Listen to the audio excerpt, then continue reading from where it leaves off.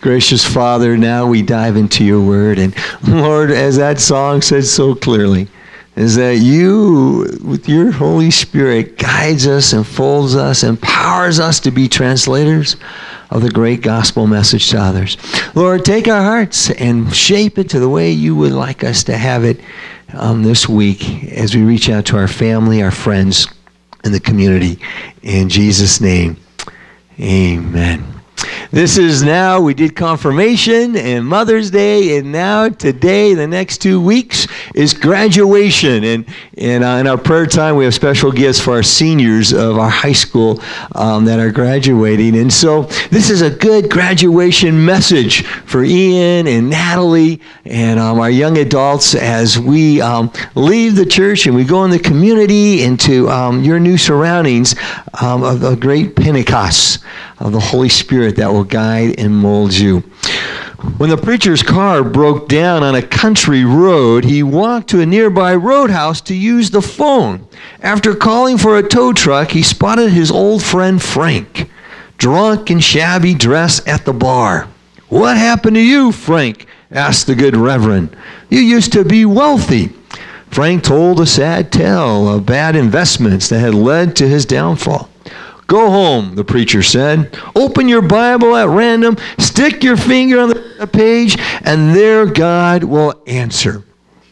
Sometime later, the preacher bumped into Frank, who was wearing a nice suit, a Rolex watch, and had just stepped out of his Mercedes. "Frank," said the preacher, "I'm glad to see that things have turned around for you." "Yes, preacher, I owe it all to you. I opened my Bible and I put my finger down, and on that page, and there was the answer, chapter 11. Translating the gospel of Jesus Christ's bankruptcy in chapter 11. Glad that most of you haven't done that, in a sense. Today, we celebrate Pentecost. Because as you take a look at the gospel of Jesus Christ, you look at the Old and New Testament, boy, it's really hard to understand this incredible, unbelievable story that Chris Jensen says that's true. The gospel of Jesus Christ, why would a God do that for you and I?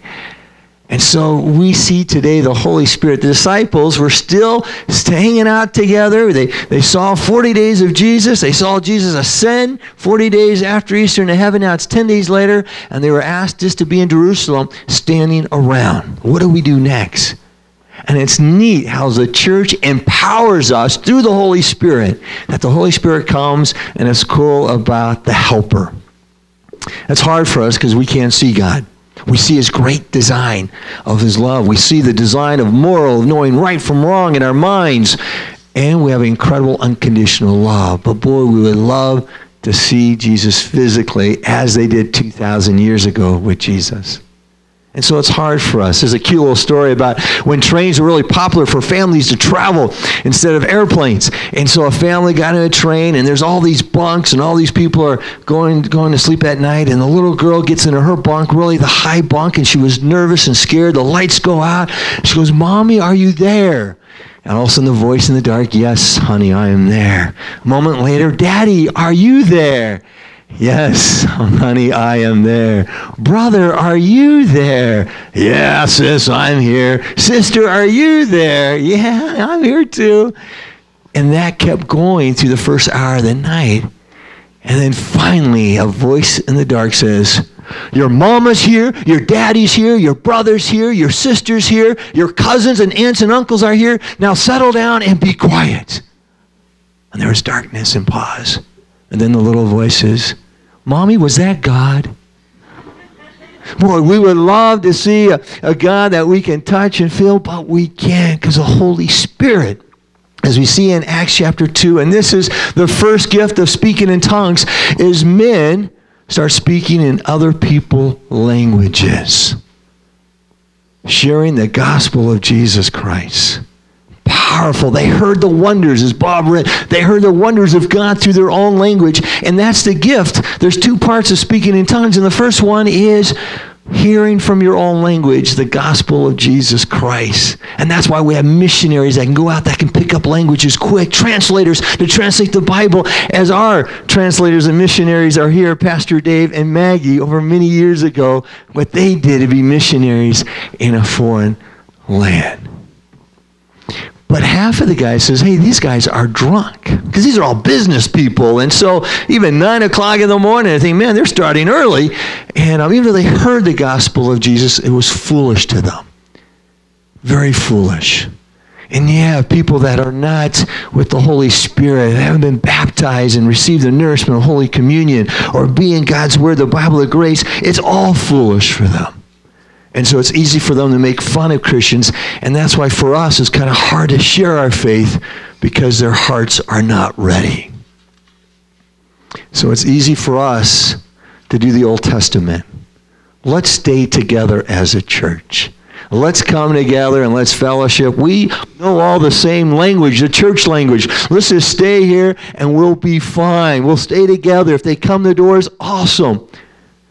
There's a cute little story about 2 workers, and I'm working on the streets there, and all of a sudden a big limousine with flags pulled up, and the window came down, and all of a sudden there's a voice, speaking Deutsch. And the workers looked at it and didn't understand.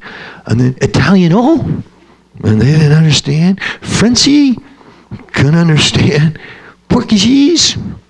And then the limousine took off. And one guy goes, man, we need to learn another language. And the other guy goes, are you kidding? That guy knew 4 languages, and that didn't help him at all. So often in our world, we like the Tower of Babel. Let's stay together. And their sin is that, boy, let's stay together, and we can do anything. And God says, yeah, you can do anything with sin. And we see that in the world is that this, when we turn on the news, man, we've seen it all. Boom. We see another sadness in our world is that, yeah, we can do anything is possible for us, possible to do terrible sins and ugliness in this world. And that's why God created different languages to say, I want you to go out in the world. And with that, you have to learn other people's languages. You got to get to know them and encourage them. And that's what our Lord and Savior Jesus Christ did, didn't he? The other part of speaking in tongues is we Lutherans, we don't talk about it, but a couple of us have been to Pentecostal services. We've seen languages that we have no idea what they're saying, and they're raising their hand, and it's okay to raise your hand. But they're saying sounds that are not any of the language of the world. But that's part of what Paul says in 2 Corinthians, talks about that. Yeah, he does that. And that's really the language of God, that the Holy Spirit communicates with God. And that is something that we Lutherans say, that from the primary, Paul says the primary speaking in tongues is that you can speak in somebody else's language so they can hear the gospel of Jesus Christ. The second part is it's a special language that God gives those that he desires. And he came, Jesus, to speak our language. Our language. The Word became what? Flesh. Wow. They have an incredible language that when we get out there, it'll be an incredible sight and a wonderful time in heaven. But here you see Jesus comes and he becomes us. And he speaks our language. And that's the blessing that we have today, is that Christ came to us to love us, to die for our sins, and then empower us. And then he sends the help of the Holy Spirit to translate that incredible, beautiful gospel message into our heart through baptism, strengthened by Holy Communion, and reading God's Word on a weekly, daily basis. Why? Because now we're translators of the gospel. Somebody spoke your language. Could be your parents. Could be a dear friend. Inviting you to church. Walking with you. A missionary, a Sunday school teacher, spoke your language. And in Romans talks about how beautiful are what? Are the feet that brings good news. The faith of Jesus Christ. And that's what God calls us to do, is have the language of presence, of being there in the community that you already are. The language of caring others, supporting them, and the language of grace, so presence, caring, and grace, that we can speak their language. So often we like the church lingo. We say sin. The world doesn't know sin out there, but they know mistakes, failures, regrets. That's the language that they know. And we have something that can fulfill those mistakes, failures, and regrets. That's our Lord and Savior, Jesus Christ. 2 weeks ago, Fred Paymer, our outreach minister, brought food over to Humble Elementary School for lunch. Subway sandwiches. Cool.